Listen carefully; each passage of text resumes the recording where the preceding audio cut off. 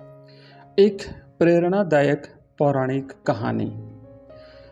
बहुत समय पहले की बात है। भारतवर्ष में हिमालय पर्वत की गोद में बसा एक शांत और बहुत ही सुंदर वन था। इस शांत और सुंदर वन में अनेक ऋषि मुनि अपनी तपस्या करते थे और साथ ही साथ इस वन में अनेक देवी देवताओं का वास भी माना जाता था। साथ ही साथ इसी वन में एक छोटी सी नदी बहती थी, जिसके किनारे एक कुटिया में एक वृद्ध ऋषि रहते थे। उन ऋषि का नाम था ऋषि अगस्त्य। ऋषि अगस्त्य अपनी तपस्या और ज्ञान के लिए दूर दूर तक प्रसिद्ध थे। एक दिन की बात है, ऋषि अगस्त्य जब नदी के किनारे बैठकर ध्यान में मग्न थे या ध्यान कर रहे थे, तभी उन्होंने देखा कि एक हिरण बहुत घबराया हुआ उनकी कुटिया की तरफ दौड़ता हुआ आ रहा है और उस हिरण के पीछे एक शिकारी अपना धनुष बाण लेकर के उस हिरण का शिकार करने के लिए दौड़ा हुआ आ रहा है।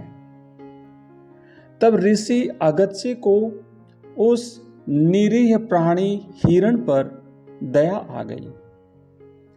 तब उन्होंने उस निरीह हिरण को अपनी कुटिया में छुपा लिया और साथ ही साथ उस शिकारी के आने का इंतजार करने लगे। थोड़ी ही देर के बाद धनुष बाण लिए हुए वह शिकारी भी हांफता हुआ ऋषि अगस्त्य की कुटिया के पास पहुंच गया। तब उस शिकारी ने ऋषि अगस्त्य को प्रणाम किया और पूछा, हे ऋषिवर, क्या आपने इधर किसी हिरण को जाते हुए या भागते हुए देखा है? तब ऋषि अगस्त्य ने बड़े ही शांत भाव से कहा, मैं अपने ध्यान में लीन था और इसीलिए मैंने कुछ भी नहीं देखा। लेकिन यह वन सभी जीवों का आश्रय स्थल है और किसी भी प्राणी को, किसी निरीह या बेवजह प्राणी को मारना उचित नहीं है। तब वह शिकारी अगस्त्य ऋषि की बातों से बहुत प्रभावित हुआ। अब उसे अपनी क्रूरता का एहसास हुआ और उसने अपना धनुष और बाण नीचे रख दिया। उस शिकारी ने ऋषि अगस्त्य से क्षमा मांगी और साथ ही साथ प्रतिज्ञा भी की कि वह कभी भी किसी निर्दोष प्राणी का शिकार नहीं करेगा। ऋषि अगस्त्य ने उस शिकारी को आशीर्वाद दिया और साथ ही साथ उसे अपने मार्ग पर चलने के लिए प्रेरित भी किया। तब वह हिरण भी उस कुटिया से बाहर निकला और उसने ऋषि अगस्त्य को धन्यवाद देकर वन में वापस चला गया।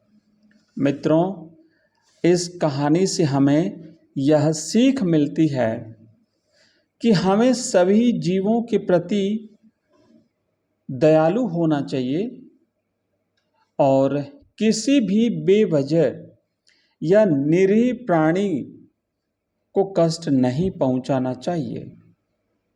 ऋषि अगस्त्य की तरह ही हमें दूसरों की रक्षा करनी चाहिए और साथ ही साथ उन्हें सही मार्ग दिखाने का प्रयास भी करना चाहिए। यह भी याद रखना चाहिए कि पश्चाताप और बदलाव हमेशा संभव हैं, जैसा कि इस शिकारी के मामले में हुआ है। मित्रों, इसी प्रकार की कहानियाँ रोज़ सुनने के लिए आप हमारे चैनल को सब्सक्राइब कीजिए।